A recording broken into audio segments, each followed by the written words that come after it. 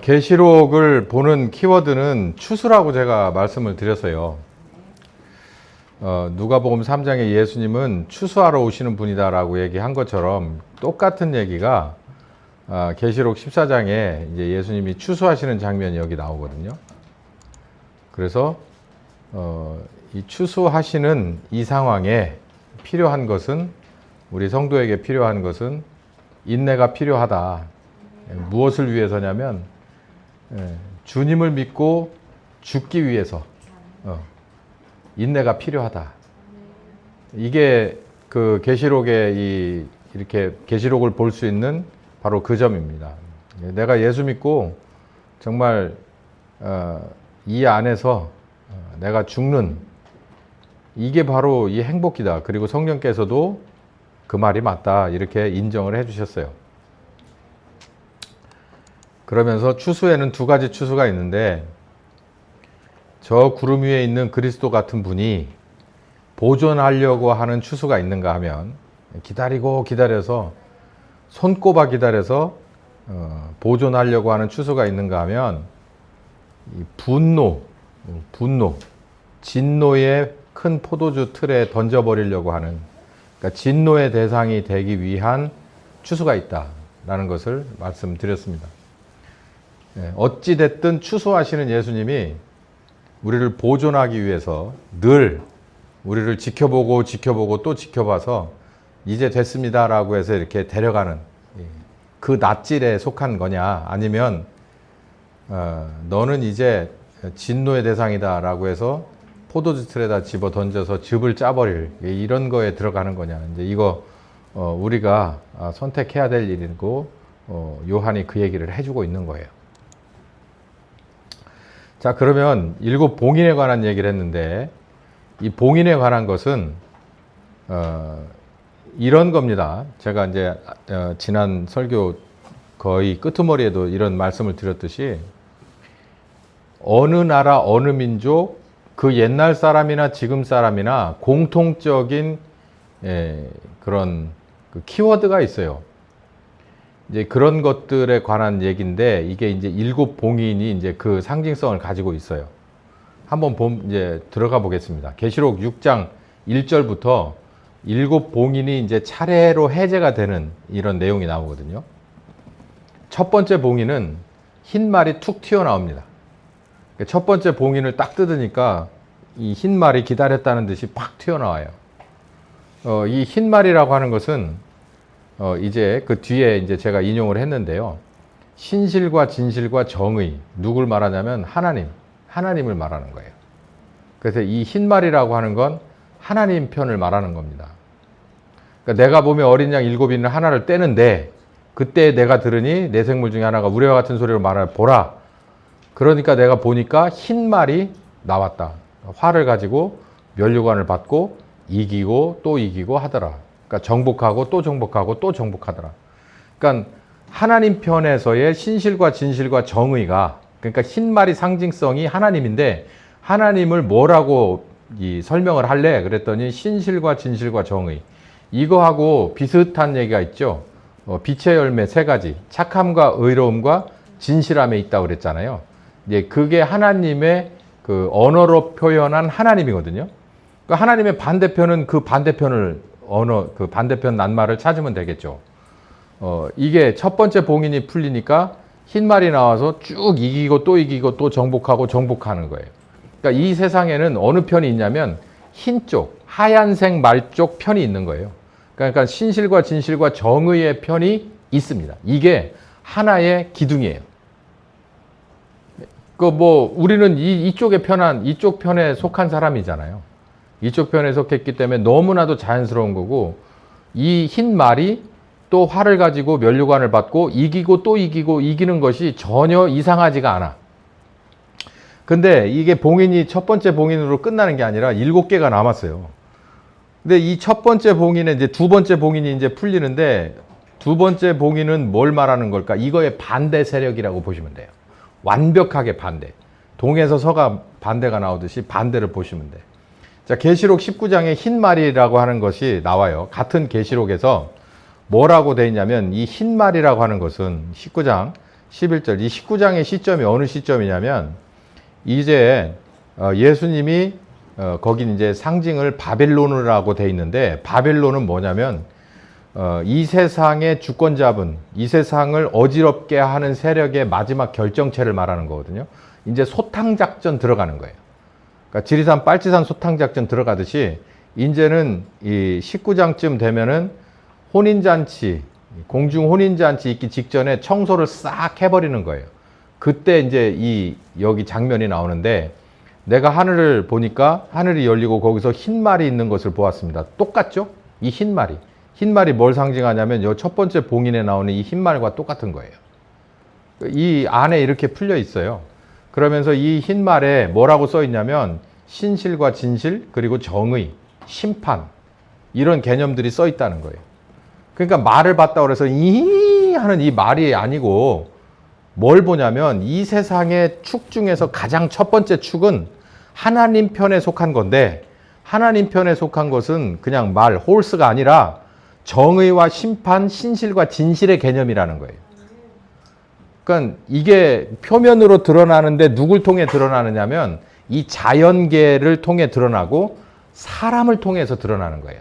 그러니까 사람이 진실의 편에 서 있냐, 신실의 편에 서 있냐, 정의의 편에 서 있냐, 심판의 편에 서 있냐라는 것.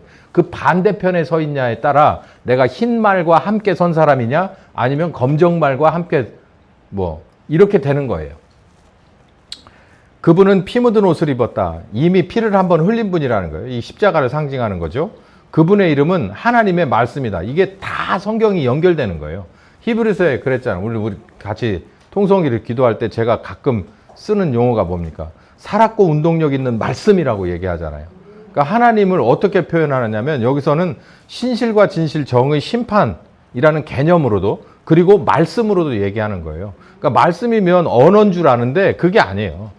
언어라고 하는 것은 이렇게 우리가 끄적끄적거리는 기역, 니은이나 아야, 어여에 있는 게 아니라 그 언어, 그렇게 구성돼서 우리가 눈으로 보고 할 수 있는 약속, 기역, 아 하면 가, 나 이렇게 하는 거기에 말씀이 있는 게 아니라 그러면 가라고 하는 그 권위에 있는 거예요. 어떻게 표현되느냐 하니까 여기서 말씀이라는 건 이 모든 권세와 능력의 원점을 말하는 거죠. 하나님의 말씀이다. 여기 이렇게 나온 거 그게 흰 말로 상징이 되는데 이 흰 말이 계시록 19장에서 모든 것을 싹 토벌해 버리려고 중심에 서셨다는 거예요. 끝장내겠다 이래서 중심에 서신 거죠. 여기서 봤을 때 흰 말이 상징하는 것은 바로 이 하나님이다라는 것을 제가 말씀드리려고 하는 거예요. 자, 그러면 이 하나님, 이 세상에는 또 뭐가 있냐면 이 흰 말 쪽이 아니라 또 반대편이 또 있는데 그 반대편 뭐냐면 붉은 말이래요. 그러니까 이 붉은 말을 한때는요, 제가 20대, 30대 때 신학을 하던 때는 이 붉은 말이라고 하는 건 공산주의라고 얘기했었어요. 여기 지금 저기 어디 두마면 저 안쪽에 들어가 보면 2개 1위쯤 들어가면 세일교회가 그쪽으로 이사를 갔나? 이 세일교회 사람들이 이거 많이 얘기하던 사람들이에요. 그때는 예전에 한참 전에는 이 양반들은 사실 이단성이 있다라고도 밀렸었어요. 근데 요즘은 이 양반들의 때가 온 것 같기도 해. 왜냐면 이 사람들은 이 붉은 말이라는 개념을 공산주의로 봤기 때문에. 여러분은 자주 못 보셨겠지만 여기서 오래 사신 분들은 그 낡은 차에다가 봉고차에다가 뭐 달고 다니면서 멸공이라고 써가지고 다니는 분들이 있어요. 그분들이 이분들이에요. 이렇게 성경을 보던 분들이야. 근데 이분들은 뭔가 이렇게 진짜 강하게 받은 게 있었던 것 같아. 요즘을 위해서 옛날에 그렇게 다 업수의 여김을 받았던 게 아닌가. 모르겠어요. 디테일은 제가 잘 모르겠지만 세일교단이라는 교단이 있습니다. 근데 저는 이 두 번째 개념은 흰 말이 이쪽에 섰으면 반대편이 서 있기 마련이에요. 그러니까 하나님 편이 있으면 하나님이 아닌 다른 편이 있거든요. 이거를 뭐라고 상징했냐면 붉은 말이라고 그래요. 붉은 다른 말이 나왔다라고 얘기했어요. 두 번째 인을 떼니까 이게 툭 하고 튀어나와요. 그러니까 이 세상에는 하나님이 먼저 기세와 권능을 가지고 한번 쑥 훑어요. 그리고 나서 반대편이 나와. 그게 붉은 말로 상징되는데 이 상징된 이 붉은 말이 나와서 허락을 받아. 이걸 잘 보세요. 얘네들이 하나님하고 싸울 만해서가 아니라 하나님이 그냥 놔둔 거예요. 허락을 받아서 땅에서 아래와 같은 일을 벌입니다. 첫 번째는 평화, 화평을 제해요. 화평. 화평의 반대는 뭐냐면 불화죠, 불화. 화평이 깨졌다 그러면 서로 싸움이 나기 시작하는 거예요. 그리고 서로 죽이고, 그러니까 싸움의 시작은 그러니까 마음으로, 그러니까 말 안 하고 눈으로 싸우다가 마음으로 싸우다가 이제는 손을 뻗어 싸우다가 결국은 죽이게끔 하는 거예요. 또 큰 칼을 받았다. 이게 뭐를 의미할까? 이게 성경을 가만히 묵상하며 찾아보니까 멀리 갈 게 없더라고. 이 최초의 살인이 어디서 나냐면 형과 동생 사이에서 살인이 나거든요. 화평이 깨졌잖아요. 형과 동생 사이에 뭐가 왼수가 그렇게 졌다고 서로 돌로 쳐 죽이고 쳐 맞아서 죽습니까?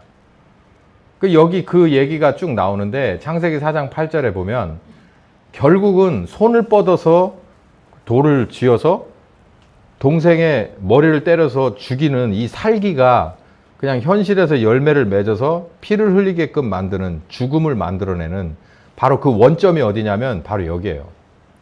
가인이 예물을 바쳤는데 하나님이 받질 않았어요.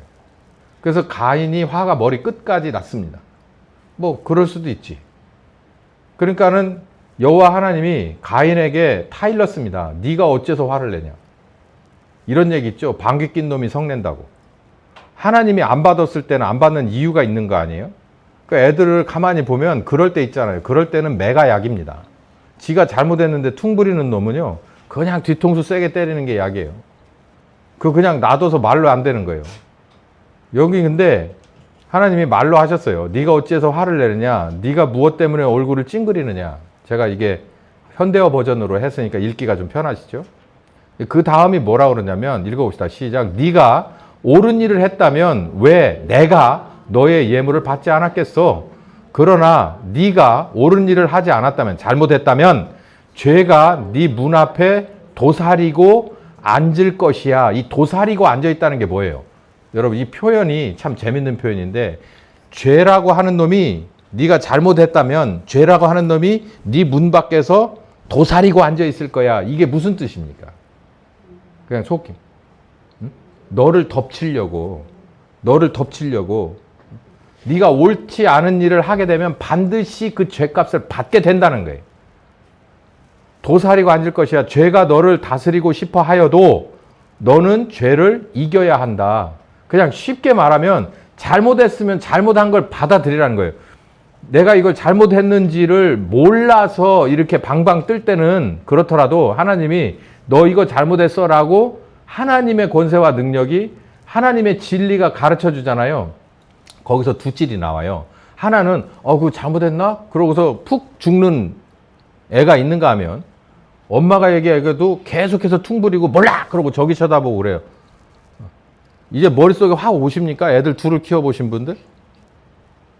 이해가 잘 안 돼요? 다 말 잘 깼지. 우리 집 애들은 안 그러는 때가 좀 간혹 있었어요. 너 이거 잘못됐어 라고 얘기하면 그 말을 듣고 팍 숙이는 애가 있어요. 아 그렇구나. 이게 잘못됐어요 라고 혹은 한두 번 이거 왜 이래 저거 왜 이래 나 이거 잘못된 거 아닌 것 같은데 라고 해도 결국에 가서 이렇게 숙이는 게 있어요. 그러면 그게 뭐냐면 죄가 나를 다스리지 못하는 거예요. 죄가 나를 이겨먹지 못하는 거예요. 근데 내가 뭘 잘못했는데 그게 뭐가 잘못된 거야. 난 도대체 이해할 수 없고 받아들일 수 없어. 해버리잖아요. 그러면 죄가 나를 이겨먹기 때문에 결국은 뭐가 되냐면 그 죄가 나를 동생을 죽이는 데까지 간 거예요. 그래서 가인이 동생 아벨을 쳐 죽여버리고 말아요. 어디서부터예요? 지가 잘못된 것을 가르쳐줘도 진리 앞에서 지가 자기 마음을 강팍하게 했기 때문에 결국 여기까지 간 거거든요. 그래서 히브리서 저자가 3번이나 말했어요. 주의 음성을 들을 때 네가 마음을 강팍하게 하면 안 된다. 그 결국은 네가 얻어 터지는 일이야. 네가 죽는 일이야. 네가 범죄하고 그 죄값 받는 일이야 라고 얘기를 하는 거예요. 그러니까 붉은 말이라고 하는 게 이 짓을 어디에서 했냐면 얘네 엄마 아빠한테다가 했잖아요. 아담과 하와에게 했잖아요. 그러니까 이 붉은 말은 사탄입니다. 사탄. 그러니까 하나님이 진리를 가르쳐 줄 때 진리를 진리대로 받아들여요. 선악과 먹으면 죽어. 그러면은 아담도 예, 그리고 하와도 예, 그랬으면 창세기 3장이 필요가 없잖아요. 없잖아. 그거 아무 의미가 없잖아. 근데 그게 왜 그런데? 라고 했을 때 죄가 내 속에 쑥 들어오는 거예요. 지금도 마찬가지예요. 우리가 예수로 말미암아서 다시 기회를 얻었잖아요. 그러면 내가 하나님 앞에 서서 내가 거듭났어도 하나님의 진리 앞에 서면 내가 이 허점투성이가 많아요. 그런데 내 본성은 뭐냐면 이게 왜 그러는데 하고 이렇게 쑥 올라오는 게 있어요. 그래서 예수님이 그랬잖아요. 너희들이 나를 따라오려거든 너를 부인해라는 거예요. 너를. 그 어떤 너예요? 진리 앞에서 쑥 올라오는 나를 잘라내라는 거예요. 거부하라는 거예요. 그렇지 않으면 못 따라오는 거잖아. 진리를 따라가는데 어떻게 나를 부인 안 하고 나를 인정하면서 진리를 따라가요. 나를 부인하고 진리를 받아들이고 따라가야지. 그 예수님이 그렇게 얘기하는 거예요. 그 얘기가 어디서 나왔어요? 가이사라 빌립보에서 나왔잖아요. 주는 그리스도 살아계신 하나님의 아들입니다인데 어떤 쪽에서만 하나님의 아들이길 원했냐면 내가 승승장구하기 위한 내가 원하는 그리스도 상에서의 그리스도를 말하는 거고 예수님이 말하는 그리스도는 십자가 지고 만인을 위해서 아버지 뜻 따라 죽는 거라는 거예요. 근데 그 두 개가 딱 부딪힐 때 베드로가 그렇게 하면 안 됩니다라고 얘기했잖아요. 그리 마옵소서 그러면 절대 안 됩니다. 절대 그럴 수는 없습니다라고 얘기하니까 예수님이 뭐라 그래요? 야, 너 나 위해줘서 고맙다가 아니라 이 사탄 새끼야 그랬어요. 뒤로 물러가라. 자, 이게 붉은 말이에요. 그러니까 하나님의 편에 진리가 이렇게 한쪽에서 쭉 서있으면 선포되었으면 그 하나님의 진리 앞에 반기를 드는 틈을 엿보는 이 붉은 말이 있는 거예요. 자, 이제 이 두 기둥이 있습니다. 이 세상에. 자, 그러면 이제 몇 개 기둥이 더 나오는데 그 뭐가 있느냐면 이제 세 번째 봉인이 딱 풀리는데요. 이 세 번째 봉인은 뭘 말하냐면은 검은 말이 이제 툭 풀려가지고 막 뛰어나와요. 이 검은 말은 가만히 보니까 검은 말을 탔는데 그 탄자의 손에 뭐가 들었냐면 저울이 들려 있어요. 저울. 저울이 들려 있고 그리고 뭐라고 소리를 지르며 돌아다니냐면 한 데나리온의 밀 한 대고 한 데나리온의 보리석 대고 감람류하고 포도주 나무는 건드리지 마라. 이거를 제가 여기저기 찾아보니까 이게 뭘 말하는 거냐면은 한 데나리온은 지금으로 말하면 한 사람의 그 일당이에요. 일당. 그러니까 뭐 한 20만 원, 30만 원이라 칩시다. 그러면 그 돈을 가지고 밀을 한 대를 사요. 이러면은 너무 비싼 거잖아. 인플레이션이잖아요. 돈이 돈값을 못 하는 거잖아요. 이제 그런 상황이고 그리고 감람류와 포도주는 건드리지 말아라고 하는 거. 이건 이제 상징적인 말인데 이 검은 말이라는 것을 어디서 성경에서 보고 짝을 찾아볼까를 고민을 하는데 바로 여기입니다. 창세기 41장 25절의 미만으로 보면 요셉이 총리 되는 요셉이 총리 카드를 딱 꺼내 들은 그 동기부여가 있어요. 그게 뭐냐면은 떡 맡은 술 맡은 중에서 이 사람들 중에서 뭔가 구원함을 찾지 못했어요. 꿈을 해몽해 줬지만. 그러나 이 사람들이 나가고 복귀를 하면서 하나님이 누구를 터치하기 시작하냐면 떡 맡은 술 맡은이 아니라 그 정도의 이 중급 관리가 아니라 고급 중에서도 제일 고급인 바로를 건드리기 시작해. 그래서 바로에게 꿈을 계속해서 주는데 바로가 이게 해석이 안 되네. 그러니까 미쳐버리겠는 거예요. 꿈이 해석이 안 되는데 이 꿈이 분명히 뭔가를 예지하는 것 같은데 내가 이거를 알고 싶어서 정말 목마름이 지나쳐서 죽을 것 같은 거야. 그러니까 막 짜증을 부리고 난리가 나니까 이제 이 술 맡은 이 관원장이 와가지고 물어봐요. 왜 그러십니까? 그런데 내가 이렇게 꿈을 꿨는데 말이지. 내가 이 꿈이 적당한 꿈이 아닌 것 같은데 도저히 이게 어떻게 해석이 안 되네. 내가 아는 이 무슨 박사들 다 오라 그래가지고 궁중에 있는 알만한 애들한테 다 꿈을 얘기해줘도 못 푸네. 이거 그러니까는 이 사람이 저 잘난 척 해가지고 요셉을 천거를 하는데 그게 어느 배경에 어느 가문에 누군데 그게 아니고요. 히브리 노예로 와가지고 저기 지금 감옥 속에 감옥에 있는 그 감옥에서 심부름하는 애 뭐라 하겠어요. 근데도 오라 그래요. 그런다고? 그럼 빨리 데려와. 그래가지고 얼른 가가지고서 씻기고 면도하고 다 옷 입혀가지고 바로 엘리베이터를 타고 저 맨 꼭대기 층에 바로 왕에게 갑니다. 그 장면이 여기에요. 꿈 얘기를 쭉 늘어놔요. 그러니까 요셉이 다 듣고 25절에 그러자 요셉이 바로에게 말했다. 이 두 꿈이라는 것은 한 가지를 의미하는데, 예를 들어서 7년 풍년이 있으면 7년 흉년이 온다는 꿈입니다. 제가 이제 축약을 해서 말씀드린 거예요. 뭐 거기 안에 이제 주로 여러 수식어가 많지만 7년 풍년이 들고 7년 흉년이 드는데 이제 이걸 어떤 식으로 겪어내야 할지는 왕의 몫입니다. 이렇게 얘기를 해요.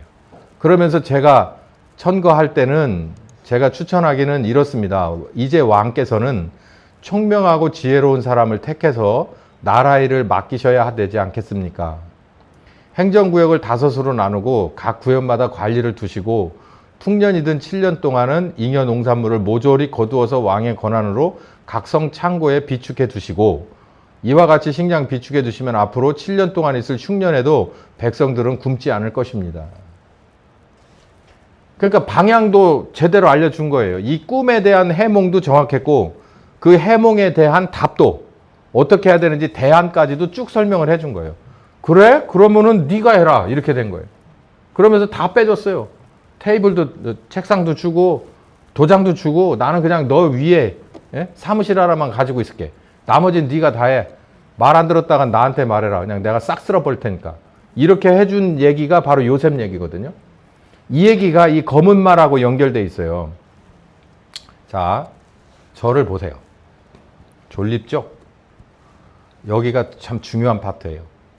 하나님의 진리는, 하나님의 정직과 성실과 하나님의 착함은 돈하고 관련됩니까? 실물하고 관련이 돼요? 될 수는 있지만 하나의 진리요 개념입니다. 그렇죠? 반대편에 서 있는 이 붉은 말도 뭐에 대해서 대응하는 거예요? 개념에 대해서 대응하는 거예요. 진리에 대해서 대응하는 거지 현실에 이렇게 만질 수 있는 그 물건은 아니잖아요. 그런데 이 세 번째는 물질 세계를 말하는 거예요. 물질 세계. 물질 세계는 자칫 이렇게 볼 수 있어요. 자칫 하나를 심어서 열을 내는 것이 상식이에요.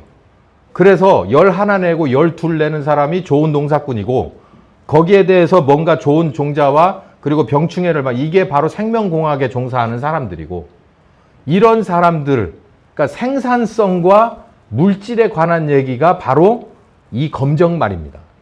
그러니까 이 검정말이 튀어나오면서 무슨 얘기를 하느냐면, 여기에 다시 보면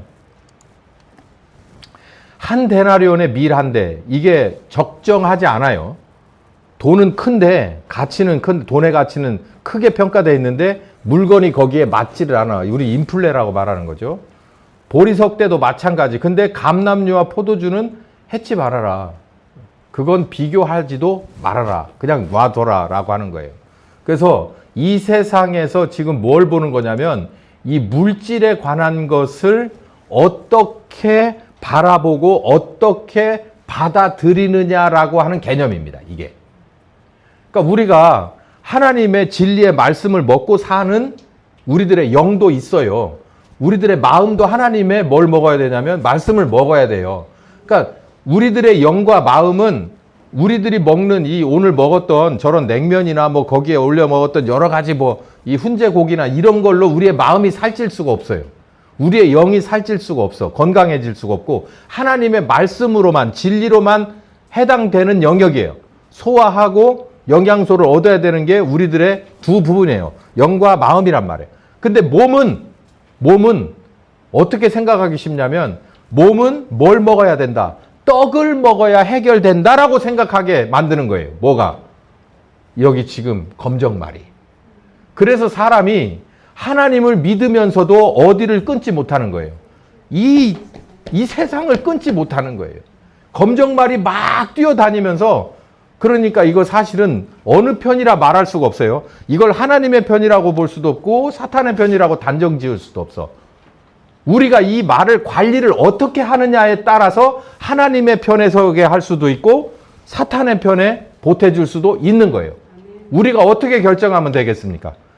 사람이 뭘로만 살 수 없다. 떡으로만 사는 게 아니야. 하나님의 말씀으로 사는 거지. 라고 해서 이쪽 편에 흰 말 뒤에다가 세울 수 있어요. 그러면은 이게 컨트롤이 가능하고 이게 하나님 편에서 선을 이루는 거가 되겠죠. 영육 간에. 그런데 이쪽에 가면 하나님 편의 반대 개념에 서서 이 검은 말이 저쪽으로 가면 뭐가 되는 줄 아십니까? 그게 공산주의가 되는 거예요. 유물론 공산주의가 되는 거예요. 뭐가? 하나님 편의 반대 개념을 뭘 들고 나오냐면 돈을 들고 나오고 물건을 들고 나오는 거예요. 그러면서 우리 어디에 접근하는 거예요? 육체에 접근하는 거예요. 완전히 다르죠. 하나님 우리들의 영을 접근해서 몸까지 구원하길 원하는데 얘는 우리들의 몸을 망가뜨려서 마음과 영도 하나님 앞에 반대되게끔 만들려고 하는 개념이 되는 거예요. 그러니까 이 검정말을 어느 쪽에다가 묶어둘 거냐라고 하는 건 여러분이 잘 관리를 하셔야 되는 거예요.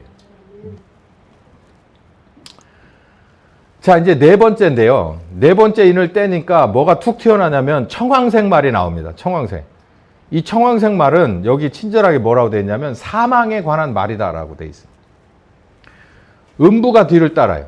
음부에 관한 설명 드렸죠. 사람이 죽으면 둘 중에 하나를 간다고 그랬어요. 하나는 낙원으로 가든지 하나는 음부로 가든지. 낙원으로 가는 사람은 천국에 가기가 준비된 사람이에요. 그 대기실이라고. 이건 이제 천국에 들어갈 사람, 낙원으로. 그리고 이건 지옥 들어갈 사람 대기실이 어디예요? 음부라고 제가 말씀드렸죠. 일단 사망이라고 하는 것이 따라붙으면 음부가 뒤에 따라요. 이게 구약적인 개념이기도 하나 어쨌든 이게 뭘 말하냐면 누구나 사람의 육체 사망이라고 하는 것을 두려워하게끔 돼 있다는 것을 의미합니다. 저희가 땅의 4분의 1의 권세를 얻어서 검과 흉년과 사망과 땅의 짐승으로서 죽이더라라고 하는 거예요. 이것도 누구에게? 이게 봐요. 여기 보면 얘네들이 힘이 있어서 막 휘둘러 대는 게 아니고요. 뭐라 그러냐면 저희가 땅의 4분의 1을 일의 권세를 얻어서 그러니까 자기가 스스로 만들어낸 권능이 아니라 누군가로부터 권세를 받아서 뭐를 하느냐면 죽이는 검과 흉년과 사망과 그리고 땅의 짐승으로 죽이는 일을 한다는 거예요. 그러니까 이 권한은 누가 주셨을까요? 하나님이 줬어요. 이거 목사님 뭔 얘기가 이렇게 이상하다? 이제 잘 들어봐요. 이게 창세기입니다. 창세기 3장 19절에 너는 흙이니 흙으로 돌아가라 그랬어요. 이게 뭐라 그러는 거예요? 너 죽으란 얘기예요. 너 죽으라는 얘기. 이거 누가 한 얘기예요? 하나님이 하신 거예요. 아버지가 아담에게 그런 거예요. 너 죽어. 이렇게 말한 거예요. 그러니까 여러분 성경은요. 잘 읽어봐야 됩니다. 너는 흙이니 흙으로 돌아가라. 멋진 말 같죠? 그 다른 말로 말하면 너 죽어 임마 이 얘기요. 너는 반드시 죽어야 돼 이 얘기예요. 목사가 돼가지고 만약에 그렇게 얘기하면은 아마 막 진절머리 낼 겁니다. 뭐 그따구가 있냐고. 근데 성경은 그렇게 말하고 있어요. 당신은 반드시 죽습니다. 또 죽어야 합니다. 라고 얘기해요.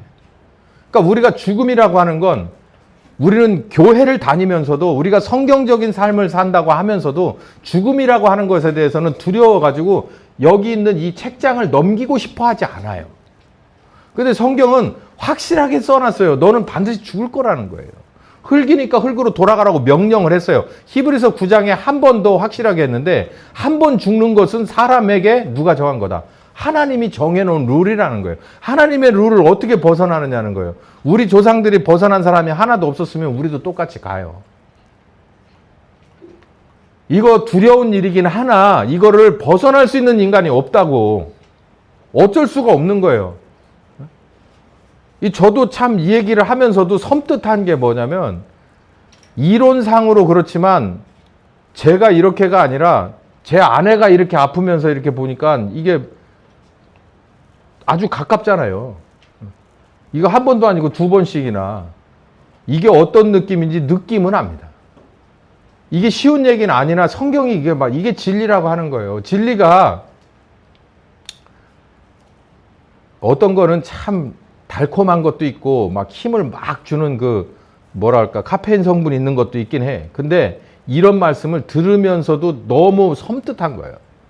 누구든 이걸 싫어하는 거예요. 근데 성경은 이걸 분명하게 정의해 놓고 있어요. 같은 히브리서 2장에는 이렇게까지 말합니다. 죽기가 무서워서 일생의 종노릇하는 존재. 죽기가 무서워서 종노릇하는 거 너나 나나 다 틀려요. 다 똑같아 다. 감기 걸리면은 막 죽어라고 애들 데리고 어디 갑니까? 병원 가요. 왜 뭐 하지 말라고? 어? 죽지 말라고. 안 그래요? 그 적당히 뭐 한 1, 2주 앓다가 끝나는 거라 생각하면 병원 안 갈 수도 있어요. 뭐 그것도 경험이니 그냥 잘 저기 해라. 근데 혹시나 어떻게 될까 봐. 혹시나 어떻게 될까 봐. 또 자기 스스로도 뭐 저기 하면은 그냥 매여 있는 거예요. 그냥 계속. 자유한 사람이 없어요. 그러니까 죽기가 무서워서 일생에 매어 종로로 타는데 몸이 아파서 죽을지도 모르니까라는 가정이 아니고서라도 내가 이 직장 놓치면은 돈이 없어지고 돈이 없어지면 뭐가 막히고 뭐가 막히고 뭐가 막혀서 그거가 죽을 수도 있겠구나라고 생각하니까 모든 면에서 다 죽음이라고 하는 걸 뛰어넘지 못하면 종로로 탈 수밖에는 없는 겁니다. 여러분의 직장에서 여러분을 하나님과 반대편 되는 이 붉은색 말이 지배하려고 하는데 이거를 안 되겠다 싶어서 떨쳐내버려야 될 엄두가 안 나는 거야. 뭐 할까봐? 죽을까봐. 어?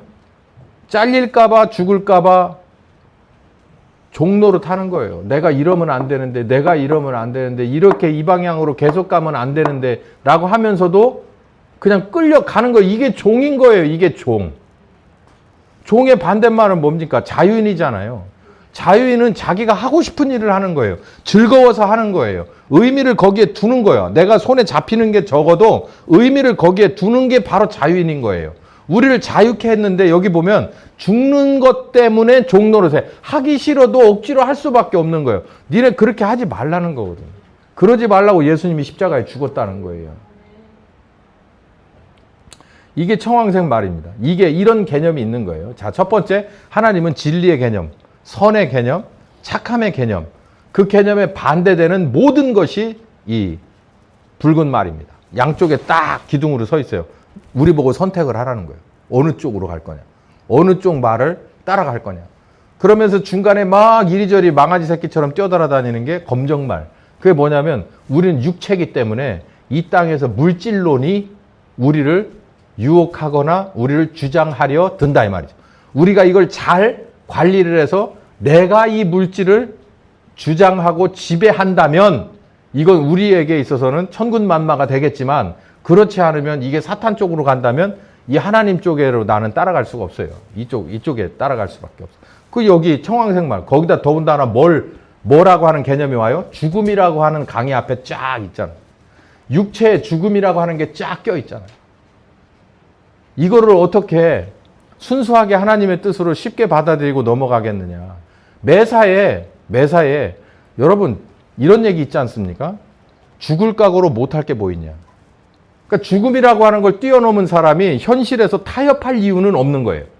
현실에서 오염될 필요도 없는 거야.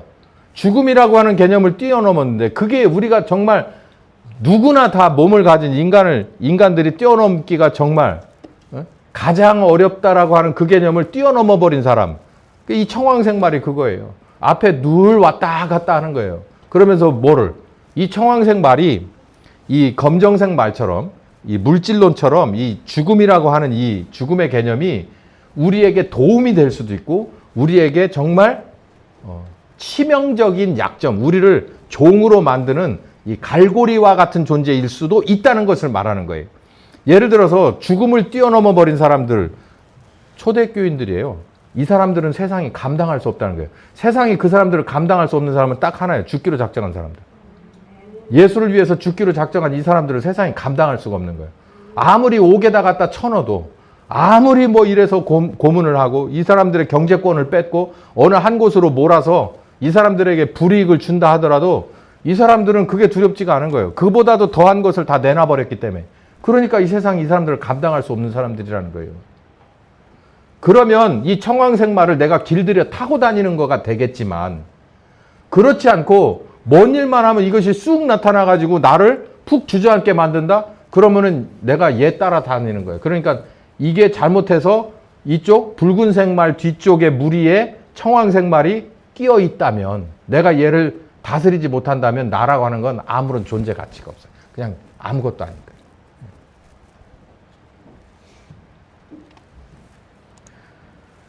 자, 이제 여기까지 지금 4개의 개념이 나왔어요. 하나는 하나님 편에서의 선함의 개념, 진리의 개념, 옳고 그르고 처벌에 관한 개념, 그리고 여기에 반대되는 모든 개념의 시작, 근원이 검은 말, 흰 말, 여기 붉은 말.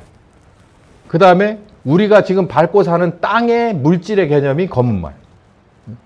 그리고 물질에 있어서 맨 마지막에 끄트머리가 뭐냐면 죽음에 관한 것, 사망에 관한 것. 이게 여기 나오는 대로 이게 무슨 색말? 청황색말. 청황색이 도대체 뭡니까? 뭐 잘 모르겠는데 어쨌든 이렇게 표시가 돼 있어요.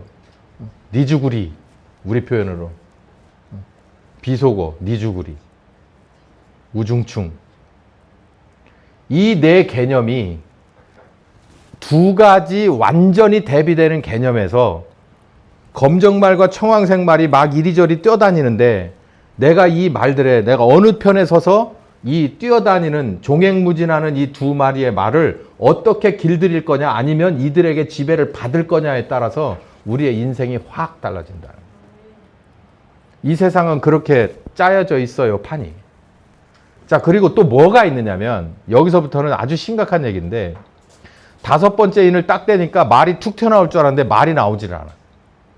말이 나오지를 않고 어떤 장면이 쑥 하고 나오냐면 보좌 아래서 하나님의 보좌 아래서 사람들이 막 웅성웅성 거리는 장면이 있어요.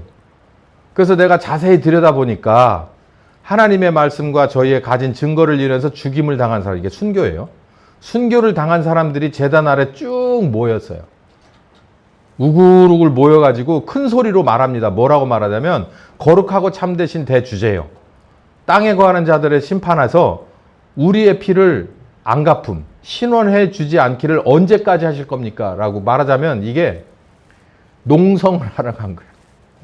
부정선거, 재선거, 당일투표, 수개표 이렇게 지금 대상도 없는데 저 땡볕에 24시간을 거기서 계속해서 농성을 하고 있잖아요. 지금 여기도 마찬가지예요. 여기는 분명한 대상이 있어. 누구에게냐면 하나님 아버지에게 하는 거예요. 뭐라고? 내가 하나님 아버지의 말씀과 그리고 내가 이 증거들을 위해서 내가 받은 증거들을 위해서 목숨을 바쳤는데 이 원통함을 언제까지 안 풀어주실 겁니까? 라고 순교했던 사람들이 지금 뭐 하고 있다는 거예요. 계속 거기서 신원 이것도 뭐를 만들어야 되겠는데 언뜻 안 떠오르네. 계속해서 신원해 주세요. 신원해 주세요. 신원해 주세요. 그러니까 안갚음 주세요. 복수해 주세요. 복수해 주세요 하고 있대요. 여러분 상상이나 돼요? 제가 가끔 얘기하잖아요. 우리나라에 복음 들고 들어와서 처음 죽은 순교자가 토머스 선교사라고 젊은 20대에 영국 사람. 이분이 처음 우리 개신교에서 첫 순교자잖아요. 이분도 이 틈에 있지 않을까요? 뭐라고 할까요? 제가 저 조선 땅에서 저 대동강에서 성경 들고 들어와가지고 이게 첫 번째 순교자인데 하나님 이거 어떻게 된 겁니까 이거? 지금 그게 지난 지가 지금 언젠데 지금 언제 이게 문제가 해결되는 겁니까? 공의의 하나님, 심판의 하나님 아니십니까? 지금 이 얘기가 계속해서 어디로 올라가고 있다. 이 민원이. 하나님 전으로 올라가고 있다는 얘기예요. 그런 생각을 그러니까 지금 우리가 두 번째 초대교회를 꿈꾸는 사람들로서도 이게 굉장히 쇼킹한 거고, 세상에 있는 사람, 안 믿는 사람들은 뭐 굳이 이런 거 관심 없을 테니까 그냥 평범한 사람들이라도 이걸 보면은 지금 분명히 하나님께서는 이 민원을 반드시 뭐 할 거라는 거예요. 갚을 거라는 거예요. 받아들여 줄 거라는 거예요. 무서운 거예요. 이게 나중에 뭐가 되냐면 7 대접이 됩니다. 대접으로 쏟아버리는 거야. 이게 왜 대접이라고 번역을 했을까를 생각해 보니까 그 개념을 알겠더라고. 우리 이렇게 여기다가 뭐 이렇게 빨간색 다라를 이렇게 막 무거운 걸 이렇게 막 쥐고 가다가 이 안에서 들어있는 거를 여기다 내려놓을 때 저기 한 거는 중요한 걸 어떻게 내려요? 이리 와봐, 이것 좀 잡아봐. 그래가지고 이렇게 내리잖아요. 둘이 뭐 셋이 막 넷이 이렇게 내리잖아요. 아이고 형님 이걸 어떻게 지고 왔어? 이거 머리 고개가 이거 빠지겠네 막 이러면서 이거 받아봐 이렇게 해서 조용히 내리지만 진노의 대접을 그렇게 내려놓겠습니까? 덤프차처럼 확 갖다 부려버리겠죠. 이렇게 해가지고서 확 갖다 집어 던져버리잖아요. 그렇게 해서 확 집어 던졌더니 바다가 피가 되고, 이렇게 해서 확 집어 던졌더니 지하수가 다 오염되고, 이런 얘기가 나오는 거예요. 이게 안갚음입니다. 하나님의 안갚음. 봐봐요. 여기서 지금 이 7개의 대접을 나중에 공부를 할 때 우리가 다시 돌아볼 텐데, 7개의 그 진노의 대접은요, 다 어디에 국한되어 있냐면 물질 세계에 있어요. 땅을 망가뜨리는 거고, 바닷물을 망가뜨리는, 지하 수를 망가뜨리는 거고, 물질을 망가뜨리는 거지 영적인 데를 건드리는 거 하나도 없어요. 그러니까 우리가 그리스도인이면서 영적인 데 관심이 우선 있는 사람이면은 애초부터 잘된 선택을 한 거고, 그리스도인으로 거듭난 사람인데도 여기에다가 뿌리를 두고 여기에다 박으려고 하는 사람은 나중에 가서 그 뿌리가 다 썩어버리고 다 불타버리고 다 뒤집어질 거라는 얘기예요. 여기에 지금 그 얘기가 나오고 있는 거예요. 여기 신원해달라고 계속해서 얘기를 하고 있는데 뭐라고 말씀하시냐면, 이 대답이 정말 섬뜩합니다. 각각 저희에게 뭘 주냐면 흰 두루마기, 유니폼을 주는 거예요. 유니폼. 그리스도와 함께 갈라디아서 3장 16절에 뭐라 해요? 그리스도와 함께 침례를 받는 사람은 그리스도와 함께 뭐 하는 사람이에요? 옷 입었느니라. 그리스도로 옷 입었느니라 그러거든요. 거기서 있는 옷이 뭐냐면 유니폼이에요. 여기 있잖아요. 유니폼. 이 흰 두루마기는요. 계시록의 흰 두루마리는 하나님 편에서의 유니폼입니다. 어디든지 흰 두루마기는 하나님 편에 속한 사람들의 유니폼이에요. 그 유니폼이 보면 이건 하나님 편의 사람이네, 흰 말 따라다니는 사람이네, 이게 딱 나오거든요. 이 유니폼을 주셨다는 거예요. 누구에게? 그리스도 주를 위해서 말씀 전하다가 죽은 사람들에게 와가지고 우리를 좀 원수 좀 갚아주세요, 우리 원통해서 죽겠어요 라고 얘기를 하니까 유니폼을 줬다는 거예요. 그건 너는 내 편이라는 거예요. 확증을 해주고 가라사대 잠시 동안 좀 기다려봐. 원통에도 참고 잠깐 있어봐. 저희 동무 종들과 형제들도 자기처럼 죽임을 받아 그 수가 차기까지. 그러니까 순교자의 숫자가 하나님이 원하는 숫자가 있다는 거예요. 그 숫자가 찰 때까지는 니네는 조금만 기다려야 돼. 원통에도 기다려야 돼. 그러나 이 숫자가 딱 차면 어떻게 될까요? 기다리는 거 없어요. 그냥 딱 차면 이게 마지막 순번이다 그러면 딱 받고 나면 바로 내려. 이게 지금 그래서 이 5번째에 어디 상황을 말해주는 거예요. 그러니까 첫 번째는 흰 말 나오죠, 붉은 말 나오죠, 검정 말 뛰어다니지, 청황색 말 뛰어다니지, 이러다가 어디 상황이 나오냐면 하나님 보좌 바로 밑에 상황이 여기 나오는데 뭘 기다리고 있는 거예요? 하나님이 순교자의 숫자를 기다리고 있는 거예요. 이게 바로 추수 아니고 뭡니까? 추수가 끝날 것만 기다리고 있는 거예요. 요거 딱 끝나면 뭐 한다는 거예요? 천사 보내고 대접 보내가지고 싹 끊어버린다는 얘기. 지금 우리가 거기에 와 있는 거예요. 그 아까 얘기했잖아요. 신자에게 필요한 것이 뭐라고 그랬죠? 인내라 그랬어요. 인내. 여기서도 인내를 얘기하잖아요. 인내보다 더 중요한 건 내가 이 순교자의 반열에 있느냐가 중요한 거죠. 있다고 하면, 그 과정을 걸어가고 있다고 하면 인내가 소중하겠지만, 그 과정이 아니라고 한다면 나는 빨리 그 길을 찾아야 되는 거예요.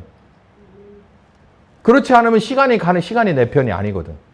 시간은 순교자의 길에 서 있는 사람, 알곡으로 추수할 대상으로 그 길에, 고난의 길에 서 있는 사람은 상관없어. 시간은 내 편이야. 그러니까 참고 견디면 되지만 이도저도 아닌 사람은 이건 심각한 거예요. 순교자를 향한 특정 숫자가 있어요. 여기 몇 명이라고는 얘기가 안 나왔어. 그게 14만 4천으로 연결되는지 저는 관심 없어요. 그런데 분명한 거 한 가지는 순교자급이 아니면은 안 봐준다는 거예요. 순교자급이 아니면 열매로 치지 않는다는 거예요. 그러니 내가 어느 날 예수 믿고요. 내 젊었을 때 예수 믿고 지금은 내가 이렇게 살아도 뭐 어쨌든 내 하나님 나라 갈지 모르겠어요. 나는. 근데 이 계시록을 읽어보면 그런 사람은 무게감이 없어요. 정신 똑바로 차려야 됩니다. 여기 계시록은 그냥 뭐 아니면 도예요. 순교 아니면 그냥 버림받는 거예요. 이 나중에 보세요. 어떻게 버림받나. 자, 여섯 번째인 아까 이제 14만 4천인이 나오는데, 내가 보니 여섯 번째 인을 떼시는데 이제 이런 지진도 나고 이런 그 자연의 사인이 옵니다. 뭐 별들도 떨어지고 막 이런 사인이 와요. 그러니까 이 세상이 정상적인 게 없는 거예요. 하늘과 땅이 다 정상적인 게 없는 것처럼 이렇게 쭉 하나씩 하나씩 사인이 오는데 어떤 일이 벌어지냐면은 이 세상에서 눈치 빠른 사람들이 아는 때가 와요. 야, 이게 진짜 이러다가 세상 끝나는가 보다라고 하는 사인이 와요. 이제 6번째 인이 바로 그런 인이에요. 자, 그러면서 뭐가 나오냐? 7장으로 넘어가는데 6장에서 시작했죠. 이제 7장으로 넘어가는데 뭐가 나오냐면 천사들이 쭉 도장을 가지고서 나옵니다. 올라와서 땅에 바다에 해롭게 할 권세를 받은 네 천사를 향해서 큰 소리로 외쳐서 우리가 하나님의 종들의 이마에 도장 찍기까지 바다나 나무나 어떤 거든지 해하지 마라. 여기 다시 읽어보면 땅과 바다를 해롭게 할 권세를 얻은 네 천사를 향해서 큰 소리로 기다려 그런 거거든요. 내가 할 일 다 끝나길 때까지, 내가 하나님의 편에 선 사람들 이마에 도장을 찍을 때까지 기다려라고 얘기했는데 이 땅과 바다를 멸할 그 해를 끼칠 만한 천사, 명령을 받은 천사들이 여기 12절, 13절, 14절, 15절까지 쭉 해가지고 사인을 주는 거예요. 흔드는 거예요. 계속 하늘을 흔들고 땅을 흔들고, 그래서 지진도 나고 이 하늘도 흔들려서 뭐도 떨어지고 하는 일이 벌어지니까 그 와중에 뭐가 나오냐면 어느 천사 하나가 도장을 들고 나와서 하나님의 종들의 도장을 찍을 때까지 너희들은 뭐 하지는 마라. 이거 다 뒤집어 엎지는 마라. 라고 홀드 버튼을 딱 눌러놓고 뭘 찍으러 다니냐면 도장을 찍으러 다니는 거예요. 이 장면을 다시 봅니다. 이게 어떤 몇 번째 도장이라고 그랬죠? 6번째. 도장 7번째 것까지 있어요. 봉인 7번째까지 있는데 6번째쯤 오면은 뭐가 되느냐면 이 사람은 추수할 사람이라는 확정 도장이 나와요. 확정 도장을 가지고 다니면서 찍는 거예요.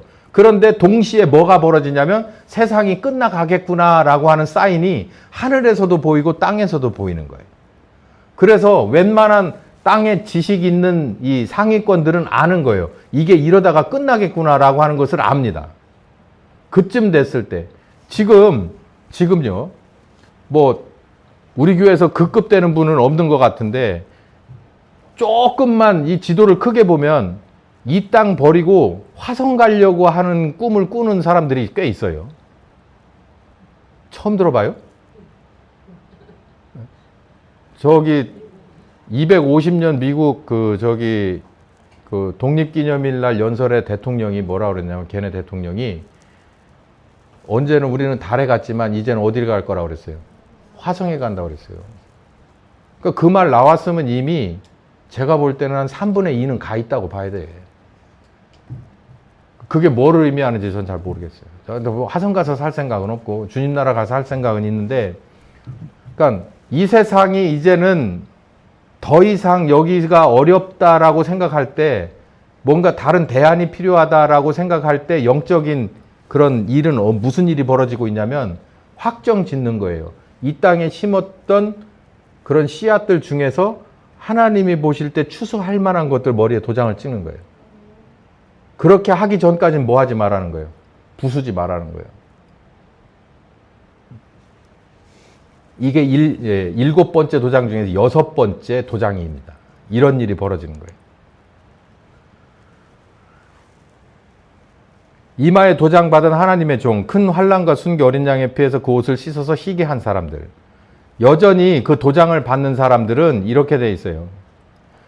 환난을 뚫고 나오는 사람들이어야 하고 어린 양의 피에 그 옷을 씻어서 희게 했는데, 이 옷이라고 하는 건 성도의 행실입니다. 계시록에 나와 있어요. 이 옷은 성도의 행실이라고 그랬어요. 그것처럼 우리가 그리스도로 옷을 갈아입어요. 무언 와중에, 환난을 통과하는 와중에 그리스도의 옷으로 바꿔 입는다는 거예요. 우리가 그만큼 바뀐다는, 환난의 통로를 통과하면서 우리가 그리스도인으로서 새 창조되어 간다는 거예요. 그게 어느 정도 봐서 커트라인에 맞을 정도가 되면 와서 도장을 찍어준다는 거예요. 여러분들 도장 받았습니까? 이게 영적으로 계속해서 지금 진행되고 있는 일이라는 거예요. 우리가 계시록을 오픈을 안 해서, 근데 이렇게 해서 이제 지금 겉핥기 식으로라도 지금 오픈해 가고 있는데, 이렇게 보니까 우리가 보이지 않는 곳에서 아주 긴박하게 돌아가고 있는 거죠. 자, 이제 일곱째 도장인데, 이제 여기서 이제 오늘은 마칠 거예요. 자, 일곱째 도장까지는 할 수 없습니다. 왜냐하면, 봐요. 여러분, 느낌으로 봐도 여기서 이미 뭐가 확정됐습니까? 하나님의 종으로 도장까지 찍혀버렸잖아요. 그러면 하나님의 일은 사실상 끝난 건데, 뭐예요? 여기 있는 인원 중에서 서울대 갈 사람 해가지고 쭉 내신 저기 해가지고 점검해서 선생님들 레벨에서 수험 번호 몇 번, 뭐 1번부터 100번까지 있는데 이 중에서 몇 번 해서 20명은 서울대 보내도 되겠다라고 하는 것을 선생님들은 다 이미 확정을 지었다는 얘기예요, 이게. 여섯째 도장에서 여섯째 그 봉인이 풀렸을 때 그럼 일곱째 봉인으로 가면은 여러분 느낌상 뭐가 올 것 같아요? 파이널이죠. 마지막으로 가는 거죠. 이미 도장 찍었잖아요. 100명 중에서 20명 추렸어요. 그러니까 추수가 끝났다니까? 추수를 집행하는 일만 남았죠. 그러니까 추수 집행이자 심판이 남은 거예요, 지금. 그러니까 굉장히 긴박하게 돌아가는 거예요. 일곱째 인부터는 이제는 일곱 나팔을 불어서 섹션을 제1과 2과 3과 4과 이렇게 일곱째 봉인을 딱 풀면 그 안에 7개 나팔의 장이 있는 거예요. 한 나팔을 불면 이런 일이 벌어지는데 굉장히 긴박하게 쫙 벌어져요. 그러다 일곱째 나팔이 딱 일곱째 나팔 마지막 나팔이 딱 부러지면 거기에서 이제 재앙이 막 쏟아지는 거예요. 첫 번째 재앙 갖다 던져버리고 두 번째 던지고 세 번째 던지고 네 번째 던져서 7개째 들어가면 그 다음에 마지막으로 흰말이 다시 등장을 해서 나머지 바벨론 연합군들을 아마겟돈 전쟁이죠. 싹 쓸어버리고 나면 공중혼인잔치 딱 됩니다. 자, 어디까지냐면 여러분 이 비유가 적절할 것 같아요. 여러분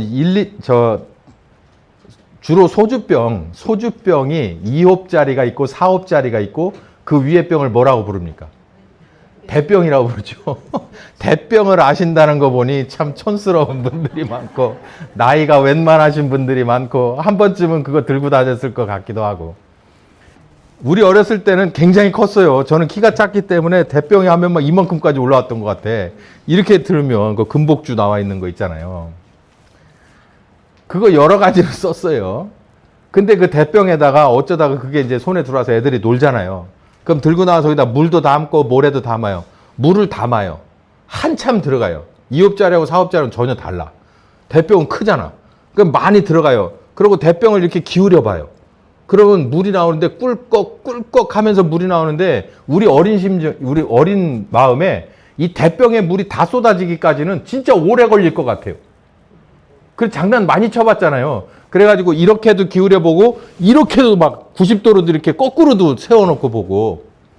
근데 신기하게 어떤 동네 형이 와서 이거 봐라 이렇게 하면 빨리 빠져 그러면서 이걸 확 들었는데 이 양반이 이걸 막 흔들더라고. 들어가지고 막 흔들어 막 비틀어 그러더니 쫙 놓으니까 있죠. 이게 회오리 바람이 쭉 돌면서 꿀꺽 하더니 절반쯤 빠지고 나니까 나머지 절반 남았는데도 불구하고 그 절반은 금방 빠져요. 제가 다음 주에 그 얘기를 다음 주가 아니겠네. 다음번 설교를 할 때 그 얘기를 할 거예요. 지금 이제 반절 빠질 때까지는 시간이 걸려요. 근데 반절 정도 빠졌네? 그리고 이제 빠지는 것이 이제 길이 났어요. 회오리가 돌기 시작했어. 나머지 거는 쑥 빠져버리는 거예요. 지금 여기 장면이 그렇게 쭉쭉 지나가요. 여러분, 이래도 우리 교회에서 계신 분들이 우리나라를 사랑하는 걸 잘 압니다. 그러나 분명히 알아야 될 건 이스라엘을 회복하는 주권은 하나님 손에 달렸어요. 예수님도 모른다고 했어. 예수님은 아는 게 오로지 하나야. 우리를 구원받게끔 하는 것밖에 없어. 그리고 성령님과 함께 복음을 전해서 추수되게끔 하는 것밖에 없는데 요한도 지금 그 얘기를 하고 있는 거예요. 요한의 목적은 이스라엘의 회복보다도 무엇을 말하냐면 추수를 말하고 있는 거예요. 근데 이 추수가 이 대한민국과 연관이 되어 있는 건 이 추수되면서 이 사람이 알곡이 되면서 이 사람을 보내실 적에 이 대한민국이라고 하는 나라에 기초가 세워지기도 하더라는 거예요. 그 일꾼 하나가. 그러니까 우리가 이 나라를 사랑해서 예수님을 만나러 왔다 하더라도 우린 이걸 알아야 될 게 예수님이 내게 먼저 원하시는 건 네가 추수되는 걸 원하는 거예요. 네가 언제든지 추수가 된다면 네 캐릭터에 따라서 네 달란트에 따라서 내가 그곳으로 보내서 너를 쓸 거다라는 거죠. 그렇게 해서 보내시면서 또 뭘 얻어내냐면 우남 이승만 대통령을 정치인으로 보냈지만 정치만 한 게 아닙니다. 그분이 이 나라를 사실상 교회 나라로 만들고 싶어서 복음이 흥황하는 나라로 만들고 싶어서 사실 힘에 넘치도록 사심을 부린 적이 한두 번이 아니에요. 제가 봤을 때 요즘 같으면 절대로 못할 일입니다.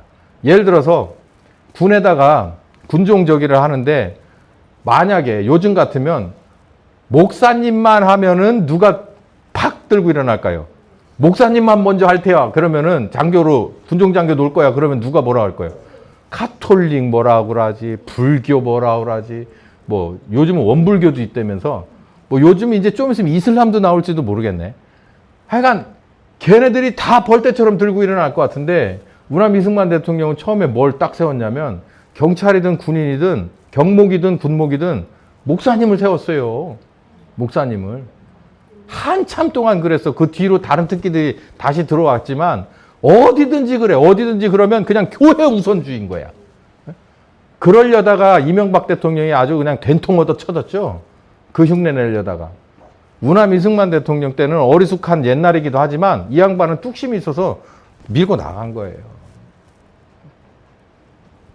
지금에야 독재자고 사심 가득한 정치 많이 했다라고 얘기할 수 있겠지만 저는 꼭 그렇게만 보이지는 않습니다. 자, 이 계시록이 참 필요한 때예요, 여러분.